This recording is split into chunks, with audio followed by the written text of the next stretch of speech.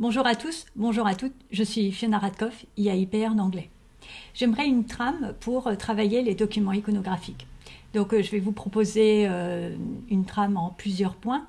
Ce qui est intéressant, c'est comment en linguistique, lorsqu'on aborde un point, c'est pas seulement d'aborder ce point-là, mais de montrer comment ce point aurait pu être autre chose et qu'est-ce que ça apporte sur le plan du sens. Donc au début, le premier point, c'est aborder avec les élèves le sujet du document iconographique et le contexte culturel s'il y en a un. Première Guerre mondiale, une femme au XIXe siècle, quel est le sujet? Deuxième point, c'est le format du document iconographique. Est-ce qu'il s'agit d'un format paysage ou est-ce que c'est un format rectangle en hauteur? Et qu'est-ce que ça apporte sur le plan du sens si on avait mis plutôt un ou à la place de l'autre? Ensuite, la composition. Donc, quelle est la composition du document? Est-ce qu'il y a un axe central qui donne une certaine importance à un sujet dans le document? Est-ce qu'il y a une horizon et un sentiment, une sensation d'enfermement des personnages à l'intérieur? Qu'est-ce que ça apporte sur le plan du sens? Peut-être que le sens véhiculé, c'est souligner le courage ou quelque chose comme ça. Ensuite, après la composition, voir le cadrage. Est-ce que le cadrage est rapproché sur un personnage et on voit sa tête en gros plan? Ou est-ce que le cadrage est large par rapport au personnage? Et dans ce cas-là, c'est autre chose qui a voulu être souligné. Et il peut y avoir quelque chose, un cadrage qui peut être rapproché sur un élément dans le document et au contraire large sur un autre élément dans le même document. Et qu'est-ce que ça apporte sur le plan du sens? Ensuite, l'angle.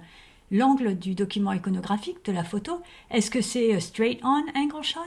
Et dans ce cas-là, on voit les personnes à hauteur de tête ou pas? Et quel est le sens? Pourquoi est-ce que c'est cette hauteur-là et pas d'en haut ou d'en bas?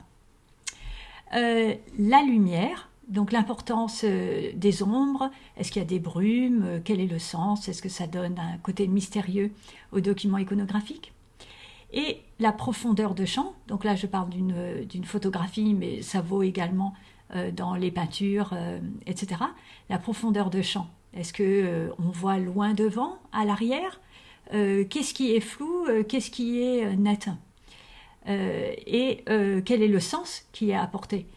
S'il y a une profondeur de champ avec de la brume qui est plutôt limitée parce qu'il y a de la brume, ça donne un sentiment d'angoisse. Le temps également, si vous décidez de travailler une photographie, quel est le moment à laquelle la photo a été prise? Est-ce que c'est au plein moment d'une action et dans ce cas-là on souhaite renforcer ce sentiment d'être au milieu de l'action ou pas? Et donc voir quel est l'instant qui a été choisi. Qu'est-ce que ça aurait changé si on avait mis la photo 1 minute après ou 1 minute avant sur le plan du sens véhiculé par le photographe notamment. Et puis également voir, notamment pour la photographie, les références à d'autres œuvres. Est-ce qu'il y a d'autres œuvres du même genre? Par exemple, la photographie de guerre, il va y avoir une allusion peut-être à Robert Capa. Voilà, donc un plan simple pour aborder un document iconographique. J'ai pris l'exemple de photographie ici en l'occurrence. Je vous souhaite à tous et à toutes une excellente continuation. Au revoir.